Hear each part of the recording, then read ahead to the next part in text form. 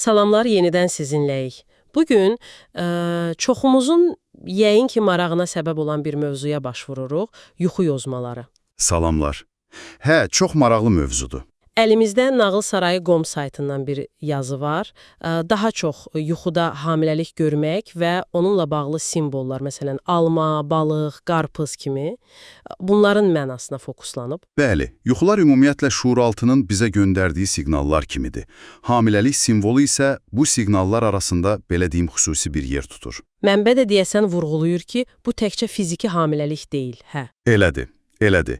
Əsasən yenilik, bolluq, məhsuldarlıq, yəni həyatda yeni bir şeyin başlaması, bir dəyişikliklə bağlıdır.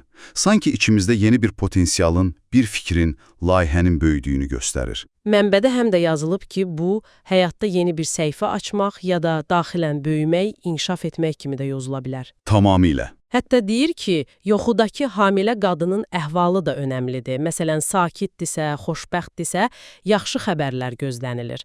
Amma narahatdırsa, bu çox güman ki, yuxunu görən şəxsin öz daxili narahatlığının, bəlkə də qorxularının əksidir. Yeni bir şeyə başlamağın gətirdiyi həyəcanla qarışıq bir narahatlıq da ola bilər. Deməli, özümüzə bir güzgü tutursan ki. Bəli, bir növ özünü kəşf etmə prosesi, öz yaradıcı potensialını, daxili gücünü anlamağa başlamaq kimi də. Yəni, bu cürdə yozula bilər. Yeni bir fikir, yeni bir bacarıq. Çox maraqlıdır. Gəlin onda konkret simvollara baxaq. Məsələn, alma. Yuxuda hamilə birinin alma görməsi nə deməkdir? Mənbədə deyilir ki, qırmızı, parlaq almadırsa, bu sağlamlığa, pozitivliyə işarədir. Hə, sağlam bir başlanğıc kimi. Amma əgər alma məsələn turş və ya çürüşdürsə, bu artıq daxili qorxuları, bəlkə də o dəyişikliklə bağlı, doğuşla bağlı bir narahatlıq ifadə edə bilər. Həm də alma bilik simvolu kimi də tanınır axı. Düzdür. Bəlkə də bu, yeni mərhələ ilə bağlı öyrənilməli olan şeylərə işarədir. Kimsə üçün bu məna da ola bilər. Yəni, yozumlar çox şaxəridir. Bəs balıq?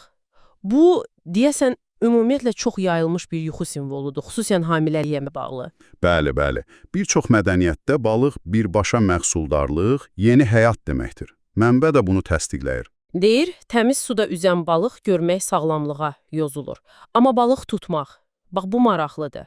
Sanki bir fürsət yakalamaq kimi. Elədir. Məqsədə çatmaq, bir uğur əldə etmək kimi yozulur. Amma burada da bir amma var. Suyun vəziyyəti çox önəmlidir. Necə yəni?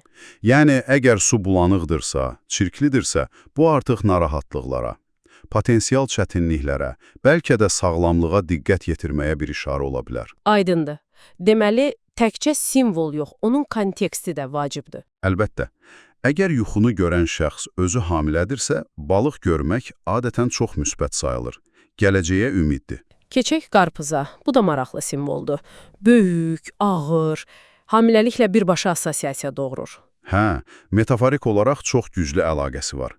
Mənbəyə görə bu doğuma yaxınlığı, bədəndəki fiziki dəyişiklikləri göstərə bilər. Yuxuda qarpız kəsib yemək də sevincə, hətta doğuşun yaxınlaşmasına yozulurmuş. Bəli, amma əksinə, əgər qarpız məsələn yetişməyibsə, qaladısa ya da çürüydüsə və ya onu daşımaq çətindirsə yuxuda, bu artıq fiziki və ya emosional yükü, o yeni vəziyyətə, məsuliyyətlərə adaptasiya olmaqda çətinlik çəkməyi göstərə bilər. O yükün ağırlığını hiss etdirir sanki. İndi gəldik bəlkə də ən çox düşündürən suala. İnsanın yuxuda özünü hamilə görməsi. Bu həmişə real hamiləlik demək deyil, düzdür? Mənbə də bunu deyir. Tamamilə doğrudur. Çox vaxt, hətta əksər hallarda bu simvolik məna daşıyır. Yəni, necə simvolik? Yəni, sizin içinizdə yeni bir ideya, yeni bir layihə, bəlkə yeni bir münasibət ya da ümumiyyətlə şəxsi inkişafınızın yeni bir mərhələsi formalaşır. Özünüz yeni bir şeyə hamilə qalırsınız, belə deyək. Çox maraqlı yanaşmadır. Kişilər də görə bilirmiş bu yuxunu. Bəli, mənbədə də qeyd olunur. Kişilər üçün bu, çox vaxt yeni məsuliyyətlər götürməyə, həyatlarında yeni bir rol oynamağa hazırlıq kimi yozula bilər. Ata olmaq istəyi ilə də bağlı ola bilər, amma daha çox məcazi mənada. Deməli, bu, bir növ daxili potensialın oyanışı, özünü yenidən kəşf etməkdir. Elədir. Daxili potensialı reallaşdırmağa hazır olmaqdır. Mənbədə bir məqam da var idi. Yuxuda tanıdığın bir hamilə qadını görməklə, tanımadığını görmək fərqli mənalar verirmiş. Aha, o da var. Tanıdığın bir qadındırsa, bu daha çox onun həyatındakı dəyişikliklərə, yeniliklərə işarə ola bilər. Sizin ona qarşı olan düşüncələrinizlə də bağlı ola bilər əlbəttə. Bəs tanımadığım bir qadın. Tanımadığın bir hamilə qadın görmək isə mənbəyə görə daha çox sizin öz həyatınızla bağlıdır.